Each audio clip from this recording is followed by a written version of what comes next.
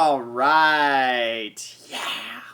We're going to do a little Pink Floyd today. A little Comfortably Numb. This is one of the first solos that just blew my mind open as a young, fragile, delicate flower of a child. All you guys in my age group, you know what I'm talking about. So what I'm going to do is this is going to be a two-part video, and I'm actually going to put out the videos close together. I'm going to teach the song and the first solo in the first lesson, and then the next lesson is going to be dedicated to the whole outro solo, which is just awesome.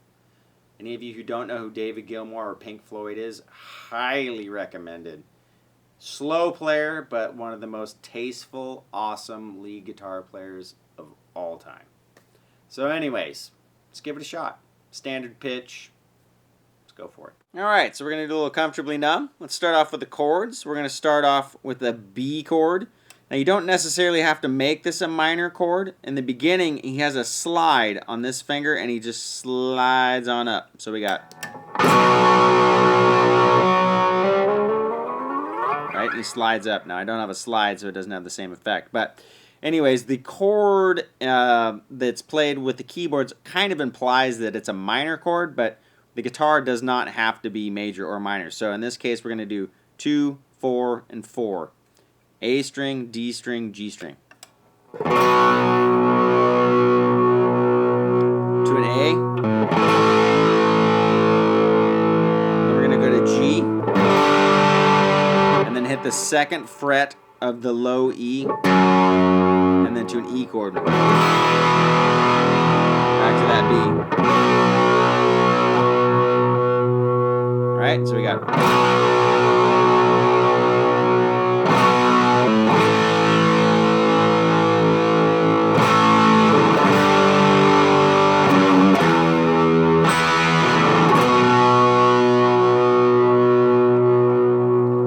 Right, now it does that, I think, 4 times, and then we get into a basic D and A to C to G part, and it just has strumming, basically, so it's...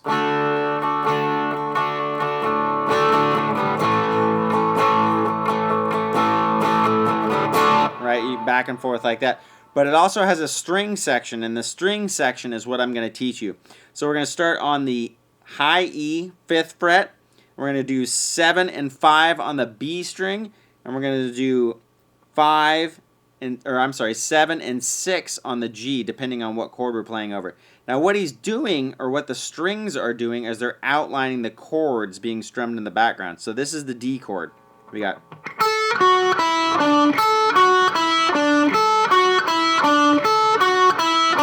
So that's just 5, 7 on the B, 5 on the B, to 7 on the G. So we got...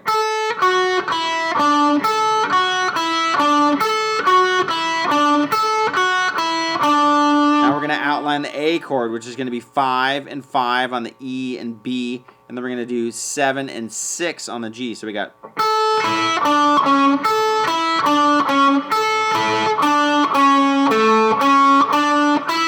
And all that is 7 and 6 on the G. We're going to catch the 7th fret on the D string. Back to 6, 7, 5. So we got...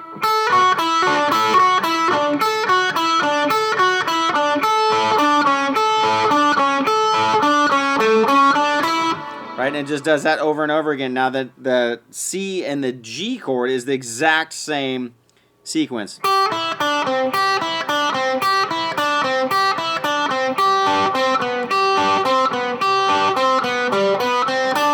Now it does that D to A, C to G sequence 4 times, I believe. Yeah, something like that. 4, 6, 10, whatever it takes. Listen to the song. But that's how the string section goes. And then it goes from an A chord on the out of that chorus. We got A. And then hit the B note into a C chord. To G.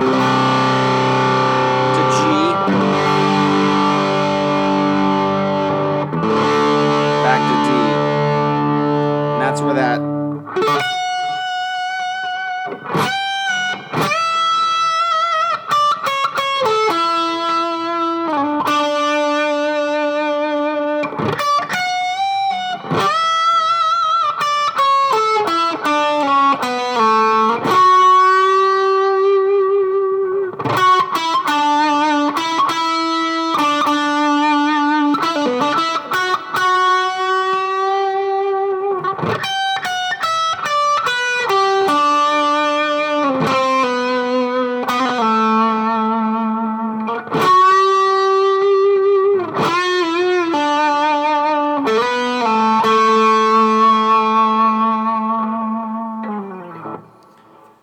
David Gilmour is an amazing guitar player, and what he does a lot is he has a floating tremolo, which means you can pull it up or down. And a lot of times he's just rocking on those notes. Instead of doing hand vibrato, he does bar vibrato. Now, mine's set up to where it can't be pulled back, so if I ever break a string, it doesn't go out of tune. But I can still get a little bit of that. Right, so we got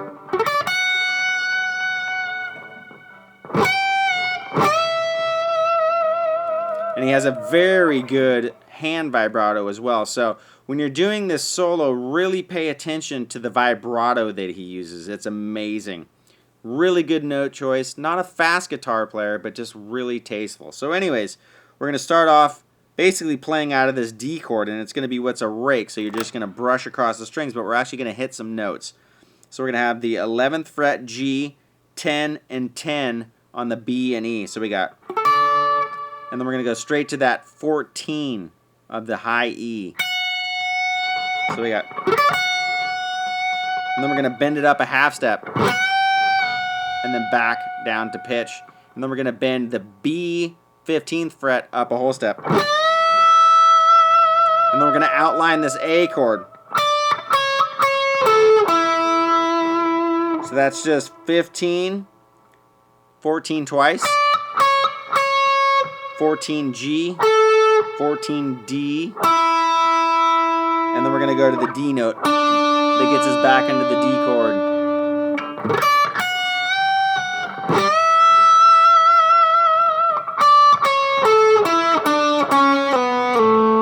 Right, so that's 15, 14, 14, 14, 12, 11, 9, 7. And then we're going to go to the G 11th fret and bend it up a half fret. So we got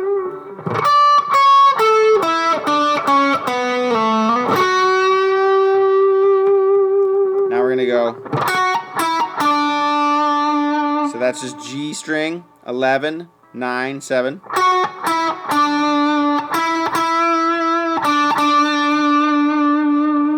So that's twice on the 9, twice on the 7. And then we're going to go. So that's a pull off from 9 to 7 on the G. And then you're going to hit 9 on the D. And then 7 on the G, 9 on the G, back to 11.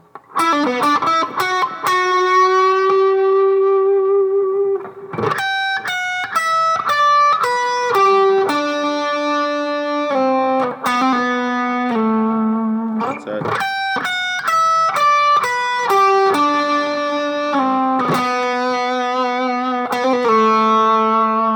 again, so we got 15, 14, 12 on the high E, 15 to 12 on the B, 12 on the G, 12 on the D, and that's 10 and 9 on the D. And then do a hammer-on and pull off from 9 to 10 to 9 and slide down to 7. And then the last note we got bending up a half fret again. And then we're going to go to 9 and bend it up twice. Pull off to 7. And then, and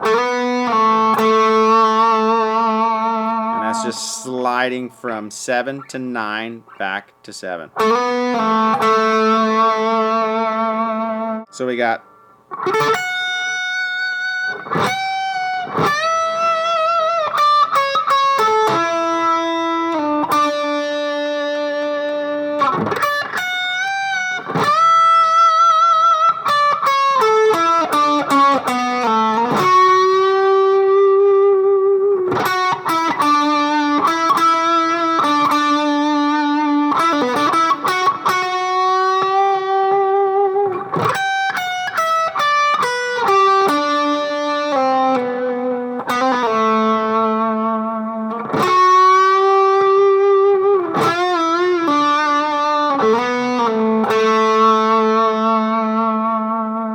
gets us back into the verse. And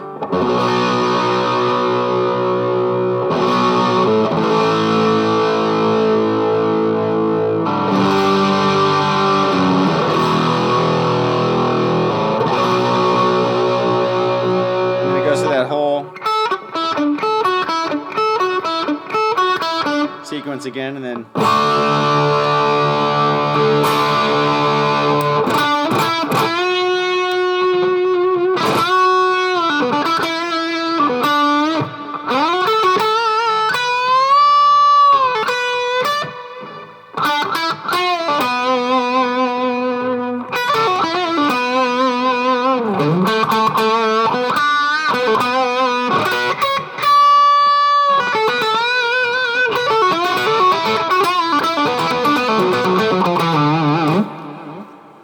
whatever it does. I'll get it precise and perfect next lesson for all you out there in YouTube land. Stay tuned for Comfortably Numb Man Part 2 outro solo. Thanks for watching. I really appreciate it. Tell all your friends. Post it everywhere. Forums, chats, Facebook, everywhere. All right, catch you next time.